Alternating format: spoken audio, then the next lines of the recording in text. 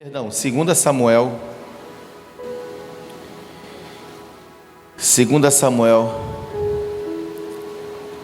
capítulo 6. O Senhor trouxe essa palavra esses dias aos meus ouvidos, e hoje eu estava orando ao Senhor e o Senhor me direcionou para essa mensagem. Apenas o versículo 11.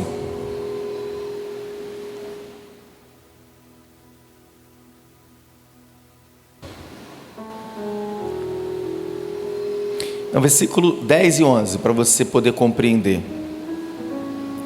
2 Samuel, capítulo 6, versículo 10 e 11. Você encontrou, diga amém. Se não encontrou, diga escola dominical. Isso, então vem, irmão. Para de ficar em casa. Jesus está te vendo, você babando o travesseiro todo. E não vem para a igreja para aprender. Você que é membro da SEAB, nós temos o livro da pastora ali, chamado A Reconstrução do Templo. Esse é o livro que nós usamos hoje na escola bíblica e também como manual de discipulado. Esse livro é uma bênção. Então você que é novo, irmão, na SEAB, adquire o livro, né, e você vai ser acompanhado, em nome de Jesus. Bom, versículo 10, diz assim: por esse motivo, ele desistiu de levar a arca do Senhor direto para a cidade de Davi. Em vez disso, levou-a para a casa de Obed-edom, de Gate. A arca do Senhor permaneceu na casa dele por 3 meses. E olha o que aconteceu. E o Senhor o abençoou grandemente, bem como toda a sua família. O tema da mensagem que eu quero trazer para vocês aqui, eu vou tentar ser bem sucinto, porque nós temos a ceia para celebrar. O tema é esse aqui: o que a glória de Deus pode fazer comigo? Pegou? O que a glória de Deus pode fazer comigo? Guarda esse tema aí na sua mente. Irmãos, esse texto aqui de capítulo 6, do capítulo 6 de 2 Samuel, ele está narrando a história de quando Davi agora se torna rei de Israel. Davi se torna rei de Israel e ele, depois de tomar o reinado, depois de ser levantado como rei, Davi, a primeiro ato de Davi vai ser: eu preciso trazer a arca de Deus de volta para Israel, de volta para Jerusalém. Entenda uma coisa: Saul era rei. No reinado de Saul, a arca de Deus foi tirada de Israel. Pastor, o que representava a arca? A arca representava a presença de Deus em Israel. Uma vez que a arca foi levada embora, você vai ver lá no livro de 1 Samuel, não aqui ainda em 2 Samuel, nos primeiros capítulos, 1 e 2 Samuel, você vai perceber que quando a arca é levada embora, todo Israel fica abatido. Centenas e centenas de milhares de soldados são mortos, porque a arca é arrancada de Israel, porque a liderança de Israel estava em pecado, estava em rebeldia, não queria se submeter a Deus. Então Deus permite a arca ser levada. Então nasce o filho de um dos filhos do sacerdote Eli, Finéias, era Ofni e Finéias, os filhos dele, e nasce um filho, e a sua esposa vai colocar o nome dele de Icabô, ou Icabode, e se foi a glória de Deus. Então no reinado de Saul, a glória de Deus sai de Israel, e Saul não se preocupa em trazer a glória de Deus de volta para Israel. Diga-se comigo: porque Saul amava muito mais o trono do que a Deus. Agora diga assim para a pessoa que está do seu lado assim, ó, Deus não vai competir o espaço de dentro de você com nada nem com ninguém. Alguém entendeu isso? Como o coração de Saul estava ocupado com dinheiro, com riqueza, com trono, Deus falou o que com ele? Fica com o trono, eu estou indo embora de Israel. Aí Davizinho, né, pastor de ovelhas, você conhece toda a história de Davi, agora é rei de Israel. Davi senta no trono. Quando Davi senta no trono, ele percebe a ausência de Deus em Israel. Aí Davi vai dizer: vou trazer a glória de Deus de volta para Israel. Davi pega seus soldados, pega os seus homens, vai em direção aonde está a arca. Davi era um homem de guerra, não era um homem frouxo. Entendeu, homens? Davi era um homem de guerra. Davi, vamos embora, vamos trazer a arca de volta para Israel. E Davi sai com seus soldados, pega a arca e vai trazendo a arca de volta para Israel, dançando, festejando. Ele pega a arca e bota em cima de bois, de carroça. Só que o boi tropeça. Eu estou resumindo a história, tá?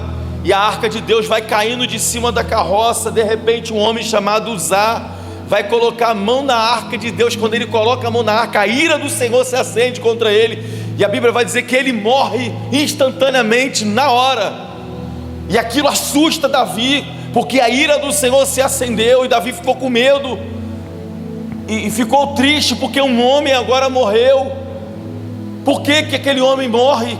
Porque aquele homem, ele não estava autorizado a tocar na arca de Deus. Pastor, a arca tinha que cair, que ela caísse, mas ela não poderia ser tocada porque não tinha autorização. Tem muita gente querendo a glória de Deus, irmãos, mas ele não está autorizado a tocar na glória. Porque para tocar na glória, primeiro você tem que ser transformado por ela. Você entende? Tem muita gente dizendo, eu quero a glória de Deus, mas não foi transformado ainda. Primeiro, irmão, quer um conselho? Tem que passar pelo novo nascimento. Aí depois sim você vai começar a desejar a glória. Mas vamos se limpar primeiro. Mas vamos embora. Então Uzá morre, Davi se entristece. Naquele momento ali Davi pensa, onde? Não tem como levar a arca de Deus. Deus está irado com a gente. Olha isso, irmãos. Davi está querendo trazer Deus de volta para Israel. E de repente num percurso alguém morre. Davi fica com medo. Aí eu começo a entender que o reino de Deus, ele não pode ser movido por boas intenções.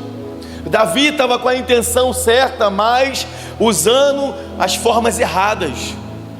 Alguém entendeu isso? O reino de Deus não precisa das minhas ideias. O reino de Deus não precisa das minhas ajudas. O reino de Deus só precisa que eu fico atento às direções do Espírito, porque é o Espírito que governa, é Ele que direciona, é Ele que diz, é Ele que fala, é Ele que move. Aleluia. Aí Davi agora, em um ato de desespero, ele pensa, vamos deixar a arca aqui na casa de alguém. Aí um homem, irmão, chamado Obed-Edom: ô seu Davi, seu rei, deixa a arca na minha casa. Aí Davi, vamos lá, vamos deixar na casa desse homem mesmo. Quando a arca entra na casa desse camarada, antes a arca estava na casa de um homem chamado Abimeleque. Fica 20 anos, o quê? Abinadab mesmo, né? Fica 20 anos lá e nada acontece, irmão. Nada acontece. Mas entra na casa desse camarada chamado Obed-Edom. Aí entra o texto que nós lemos. E a arca de Deus ficou quanto tempo, irmãos? 3 meses. A arca de Deus ficou 3 meses na casa desse homem. E o texto vai dizer, e o Senhor abençoou toda a sua família. Aí, irmão, a arca de Deus chegou na casa de Obed-Edom. Obed-Edom começou a cuidar da arca de Deus, começou a reverenciar a arca, começou a respeitar a glória de Deus, sabe, a se submeter à glória de Deus. E Deus foi vendo a reverência daquele homem, e Deus começou a prosperar. E o texto vai dizer, irmãos, que o Senhor muda toda a sorte desse homem. Então, nessa introdução, eu quero falar com você exatamente nesse tema: o que a glória de Deus pode fazer comigo. Primeira coisa, eu anotei aqui. Eu vou pular algumas partes aqui, senão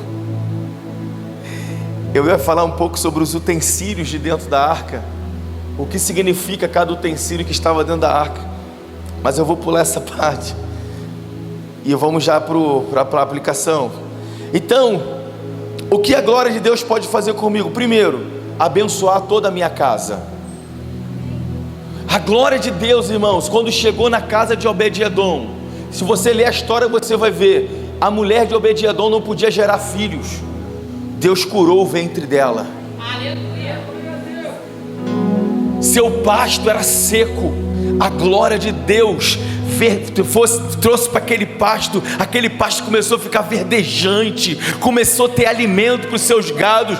Os gados dele, os animais dele que era raquítico, começaram a engordar, começaram a ficar bonito, começaram a gerar outros gados. Ei, meu irmão, o estado miserável daquele cara começou a mudar, começou a ver prosperidade. Olha quanta coisa a glória de Deus começou a trazer para a casa de Obed-edom, a ponto, meu irmão, de alguém perceber o que estava acontecendo, foram até o palácio falar para o rei: alguma coisa está acontecendo na vida de Obed-edom, Davi. O que está acontecendo? Deus está abençoando toda a casa dele, está mudando a história do cara. O que é isso? É a glória de Deus. A glória de Deus muda a história das nossas vidas, da nossa casa. Aleluia. Entenda uma coisa, irmãos, a cidade de Gate era uma cidade dos filisteus, de inimigos de Israel. Davi estava lá no palácio de Jerusalém. Alguém viu o que Deus estava fazendo na vida de Obed-edom e foi até onde Davi estava para dizer: olha, eu estou vendo o que a glória de Deus é capaz de fazer na vida de um homem. Aí, alguém está entendendo isso? É sobre isso, meu irmão. É sobre o teu testemunho de vida tocar nas pessoas. É o teu testemunho de vida tocar nas pessoas. É a glória de Deus através de você tocar em outros. Aleluia. Então, o que a glória de Deus pode fazer comigo? Ela pode abençoar toda a minha casa. O segundo ponto que eu coloquei aqui: o que a glória de Deus pode fazer comigo? Ela pode me purificar de todos os meus pecados. Aleluia. Diga para a pessoa que está do seu lado assim: ó, não importa o grau ou a quantidade de pecados, se você se encontrar com a glória de Deus, ela vai te limpar. Alguém pode glorificar o Senhor aqui?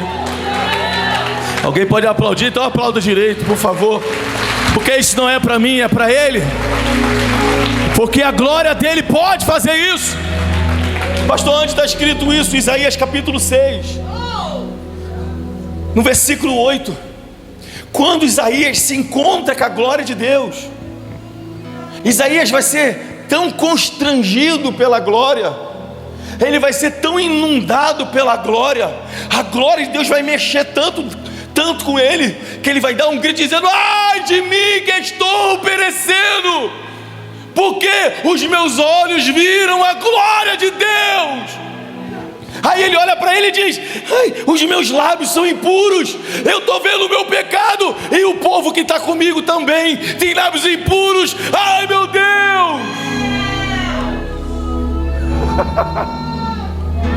Aí de repente um serafim voa.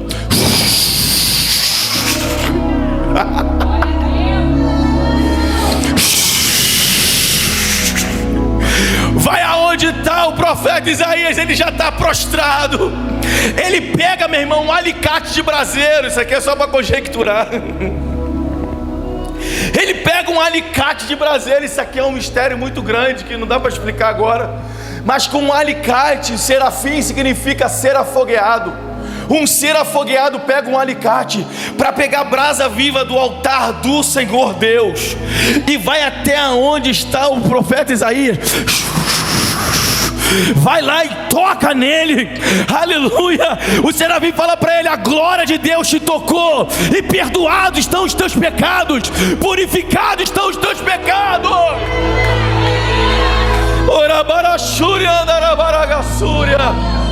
O que nós precisamos, meus irmãos, é ser tocado pela glória de Deus, é ser tocado pela glória de Deus, é ser tocado pela glória de Deus.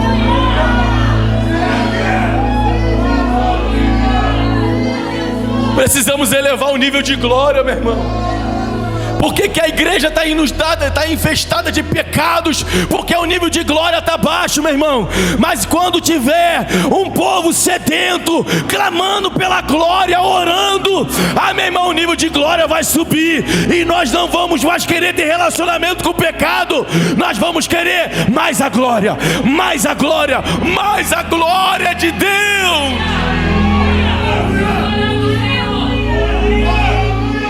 Aleluia. Pastor, por que eu tenho tanta vontade de pecar? Porque você não tem encontro com a glória. Por que eu desejo tanto o pecado? Porque você não deseja a glória.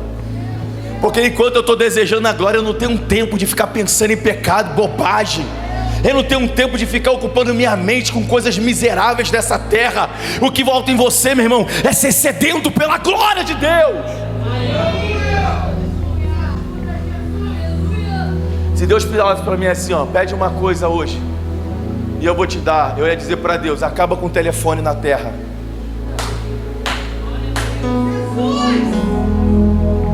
Por quê? Porque o telefone está roubando as pessoas de Deus. A rede social rouba as pessoas de Deus. Vamos orar 5 minutos de oração, 10 horas no telefone o dia inteiro. Queremos a glória de Deus? Vamos ter que sacrificar algumas coisas, irmãos. E eu digo para você: se o teu telefone te rouba de Deus, joga ele fora. Se a rede social te rouba de Deus, cancela essa porcaria de Facebook, cancela essa bosta de Instagram, cancela essas porcaria, porque isso aí vai te levar para o inferno, não vai te levar para o céu. É melhor você entrar no céu sem Instagram, meu irmão, do que você entrar no inferno assim,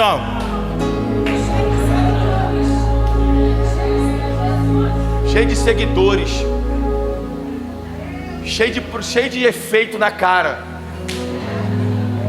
A internet está sendo um negócio, desculpa, irmão, é uma ferramenta excelente para a glória de Deus, mas está sendo uma ferramenta do diabo, que não tem mais ninguém original. É todo mundo montado, irmão. Propaganda enganosa.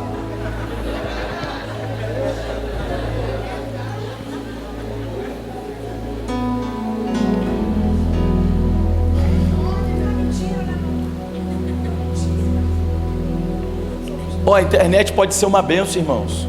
A nossa oração de meia-noite nós fazemos pela internet. Você não gosta de internet? Por que você não vem orar? Por que você não ora com a gente? Você não gosta de ficar no telefone? Vem orar com a gente de madrugada. Ei, não, pastor, mas meu telefone sabe como é que é, né? Vai pro inferno, telefone e tudo.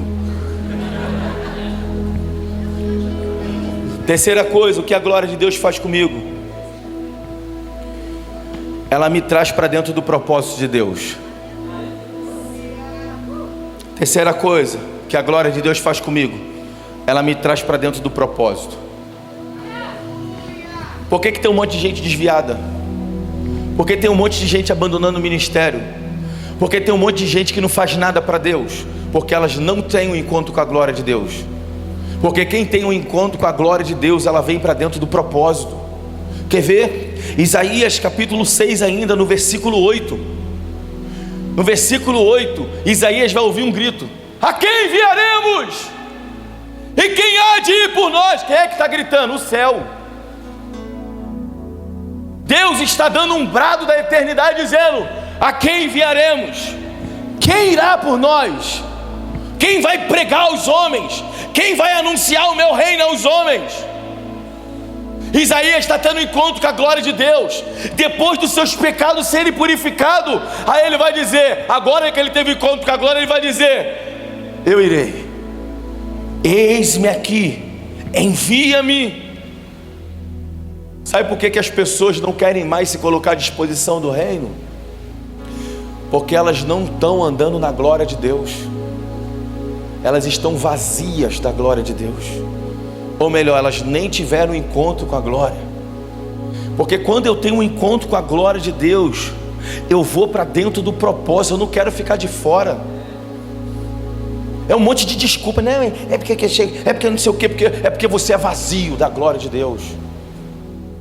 Sabe quem é você? Aquela mulher que chegou para Jesus e falou: Jesus, cura minha filha que está em casa. Jesus falou assim: é lícito tirar o pão dos filhos para dar para os cachorros? Aí ela fala assim: mas até os cachorros comem das migalhas que caem da mesa. Jesus ficou feliz, sabe por quê? Porque mesmo que ela não fosse uma mulher judia, mesmo que ela não fosse uma mulher israelita, ela estava dizendo para Jesus: me dá migalhas mesmo, para mim serve, eu sei que eu não sou digna. E sabe qual é o problema? Que eu e você temos acesso direto, porque o véu foi rasgado. Nós não precisamos mais de um sumo sacerdote. Nós não precisamos de ninguém para matar bode para a gente, para matar boi, para matar o que for, em remissão pelos nossos pecados. Jesus já veio, se entregou na cruz, morreu por mim e por você, meu irmão. Rasgou o véu do templo e disse para mim e para você: agora você tem acesso pelo único vivo caminho chamado Jesus Cristo. Você tem acesso livre agora. Você não precisa de mais homens. Que Deus quer de nós, irmãos, é que a gente venha abandonar as nossas desculpas e possa verdadeiramente se encontrar com a glória de Deus. Porque a glória de Deus vai trazer a gente para dentro do propósito divino. É um monte de gente que não sabe o que quer, não sabe nem para onde está indo, apenas vem para um culto. Por que você veio no culto? Eu vim aqui, você sabe, né, pastor, não tinha nada para fazer, vim para o culto.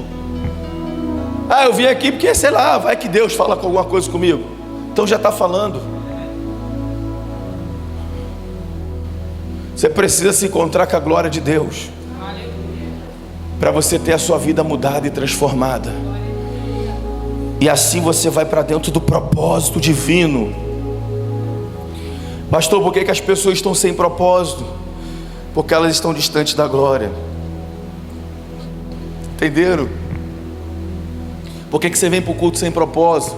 Porque você está distante da presença. Você está no culto, você não está na presença de Deus. Porque estar na presença é estar debaixo da glória de Deus. E quando eu estou debaixo da glória de Deus, eu estou dentro do propósito. Alguém entendeu isso? Quarta coisa: o que a glória de Deus faz comigo? Segura aí, irmão. Fala para a pessoa que está do seu lado: aperta o cinto. Fala para o outro: aperta o cinto.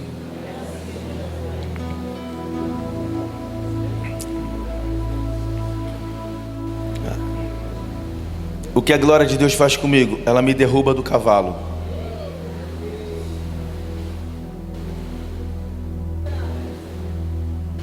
Olha para essa pessoa que está do seu lado e fala assim: cuidado com a tua soberba. Deus vai te derrubar do cavalo. Atos capítulo 9, versículo 4 vai contar a história de um homem chamado Saulo, que estava perseguindo os apóstolos em nome de Roma, até que a glória de Deus aparece para ele no caminho de Damasco. Uma luz. Paga tudo para mim, paga tudo, zera a luz, zera tudo. Vou conjecturar para os irmãos entender o que aconteceu. Alguém traz um manga larga para mim. Manga larga é um cavalo, irmão. Alguém ficou assim. Paga tudo, isso. Quando for para ligar, liga só os refletores que estão à minha frente, no brancão. Saulo estava dessa forma. Escute isso, você vai entender. Saulo estava perseguindo a igreja de Deus, porque Saulo estava andando numa escuridão de vaidade, numa escuridão de soberba, numa escuridão de egoísmo.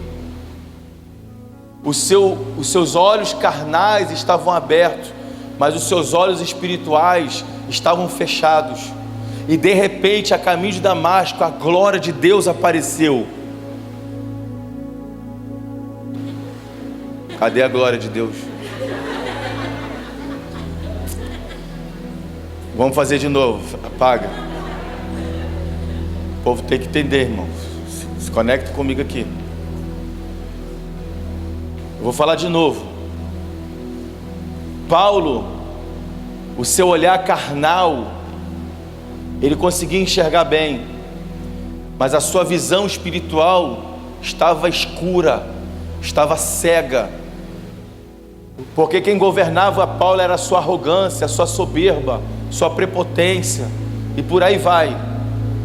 Mas no caminho de Damasco a glória de Deus apareceu.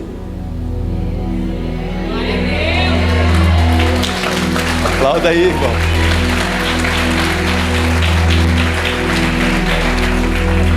Quando a glória de Deus apareceu para Saulo, escute isso, os seus olhos carnais foram embora, ele ficou cego, mas os seus olhos espirituais se abriram.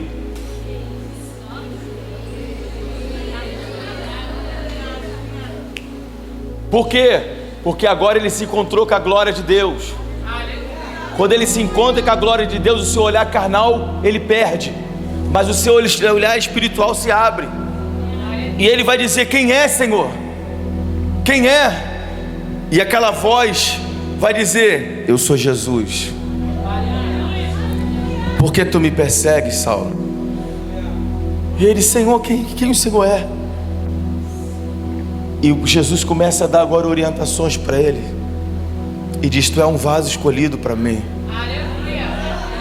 Eu vou te dizer tudo que vai ser feito. Vá à cidade, procura por um homem chamado Ananias, e ele vai te dizer tudo que tu deve fazer. Cego na carne, mas o Espírito agora está vendo a glória de Deus. Agora ele está vendo a glória de Deus. Alguém conduz ele até a casa de Ananias. O Espírito de Deus já vai até Ananias e fala: ei, Ananias, Saulo está vindo aí, recebe. Mas Senhor, ele é perseguidor da igreja, ele mata os teus filhos. Não, Saulo, não, Ananias, ele para mim é um vaso escolhido, e eu vou mostrar para ele que por meio de muitas perseguições convém entrar no reino de Deus. Ele vai ao gentio anunciar o meu evangelho, ele vai pregar a essas multidões. Não o temam ao receber. E aí entra, irmãos, o texto que eu estou falando, de Atos capítulo 9, versículo 4. Irmãos, esse texto é poderoso. Eu vou abrir com vocês. Se puder botar aqui para mim, Atos capítulo 9, versículo 4, você vai ver o que é o poder de Deus na vida, o que é a glória de Deus na vida de um homem. Atos capítulo 9, versículo 4.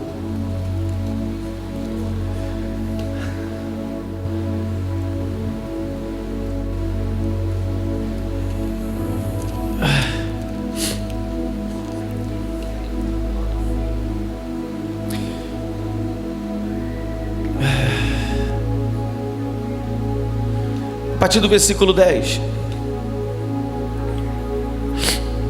Havia em Damasco um discípulo chamado Ananias. O Senhor o chamou em visão: Ananias. Diante do que prontamente respondeu: eis-me aqui, Senhor. Então o Senhor lhe disse: apronta-te e vai à rua que se chama à direita, e procura na casa de Judas por um homem de Tarso chamado Saulo.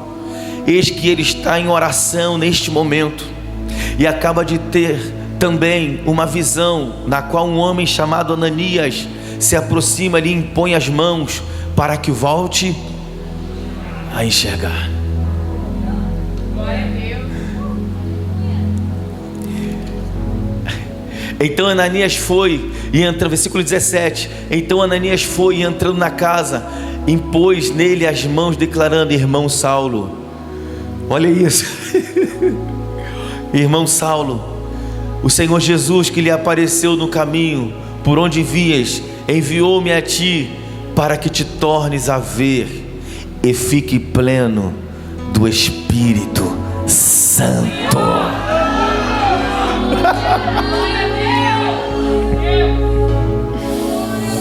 Uou! Ei, irmãos, caiu do cavalo, ficou cego no físico, mas seus olhos espirituais se abriram, porque ele viu a glória de Deus. Aí agora, o Senhor, para completar a obra, já que agora ele está vendo a glória de Deus, eu também vou curar ele no físico. Aleluia. E agora Paulo está vendo a glória de Deus por completo. E não só vendo a glória de Deus, porque quando eu me encontro com a glória de Deus, algo vai ativar dentro de mim. O que, pastor? Uma sede de ser cheio do Espírito Santo.